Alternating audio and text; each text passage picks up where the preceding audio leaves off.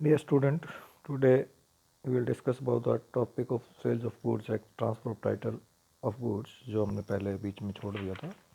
Transfer of title of goods का मतलब है कि ओनरशिप राइट ट्रांसफ़र करने का राइट किसके पास है। जनरली अगर हम देखें तो ओनरशिप ट्रांसफ़र करने का राइट किसके पास होता है, ओनर ऑफ द गुड्स, जो उस वस्तु का मालिक है वही उसको बेच सकता है। लेकिन कानून में कुछ इसके एक्सेप्शनल केसेस हैं जहाँ पे अगर ओनर ना हो तो भी वो अगर बेच देता है तो खरीदने वाले का ओनरशिप टाइटल ट्रांसफ़र हो जाता है और वो एक गुड टाइटल माना जाता है, यानी कि जिसके कमोडिटी दे के आप वापस पैसे दे के कमोडिटी वापस नहीं ली जा सकती किसी भी केस में। सबसे पहला यह है title by the stopper.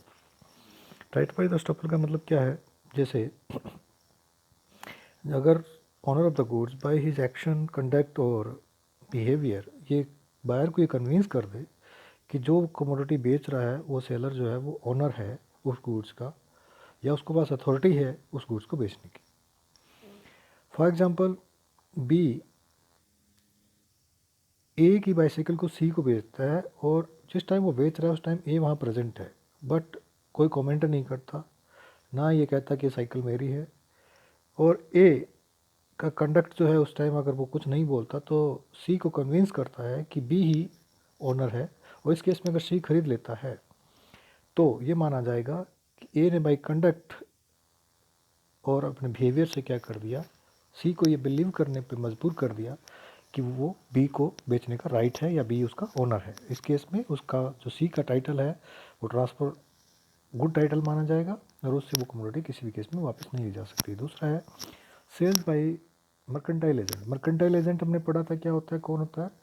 Mercantile agent वो एजेंट होता है जो कमोडिटीज़ को अपने कब्जे में लेता है पहले और उसके डॉक्यूमेंट ऑफ टाइटल लेता है और फिर उसको आगे बेचता है ऑनर के बिहाफ पे, और आमतौर पर बिल भी अपने नाम से काटता है। ऐसे केस में भी अगर कोई कमोडिटी मर्केंटाइल एजेंट के थ्रू बेची गई है और उसको थर्ड पार्टी गुड फेथ में खरीदती है तो इस केस में उससे कमोडिटी वापस नहीं जा सकती, उसको गुड टाइटल पास होगा। लीडिंग केस है इसमें फोक वर्सेस किंग का।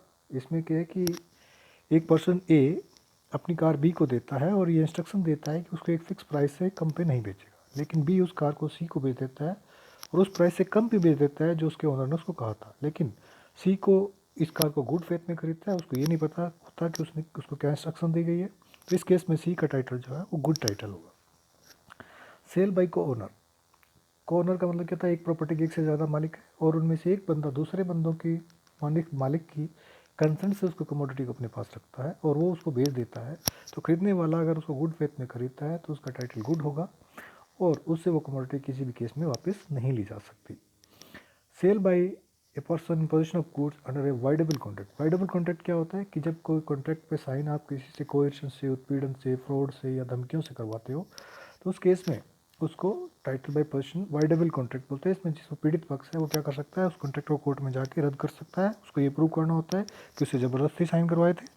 लेकिन अगर इससे पहले कि पीड़ित पक्ष उसको कैंसिल करे और खरीदने वाला उसको किसी थर्ड पार्टी को भेज देता है और थर्ड पार्टी की इसमें कोई मिली भगत नहीं होती, वो बोनाफाइड होता है, तो इस केस में थर्ड पार्टी के टाइटल पे कोई फर्क नहीं पड़ेगा। थर्ड पार्टी की टाइटल गुड होगी और उससे कमोडिटी वापस नहीं ली जा सकती। जैसे रमेश ने एक स्कूटर 2000 रुपये में सुरेश से खरीदा, उसकी गन पॉइंट पे यानी कनपट्टी पे बंदूक लगवा के खरीदा। अब सुरेश ने उसको आगे किसी को बेच दिया, विजय को बेच दिया, और विजय को इस बात की नॉलेज नहीं थी कि वो कैसे खरीदा गया है।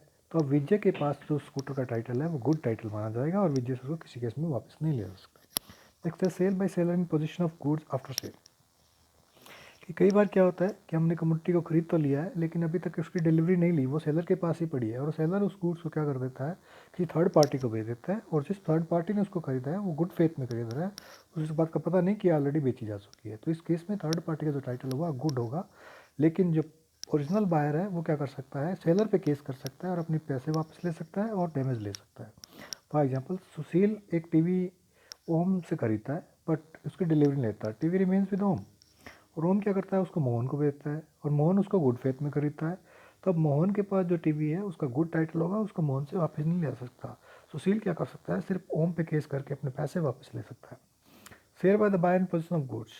कई बार क्या होता है हम कमोडिटी खरीद लेते हैं लेकिन उसका ओनरशिप टाइटल ट्रांसफ़र नहीं होता और उसकी पोजीशन में दी जाती है, जैसे कह दिया कि आज ले जाओ रजिस्ट्री या इसका जो बिल है वो हम कल काट देंगे।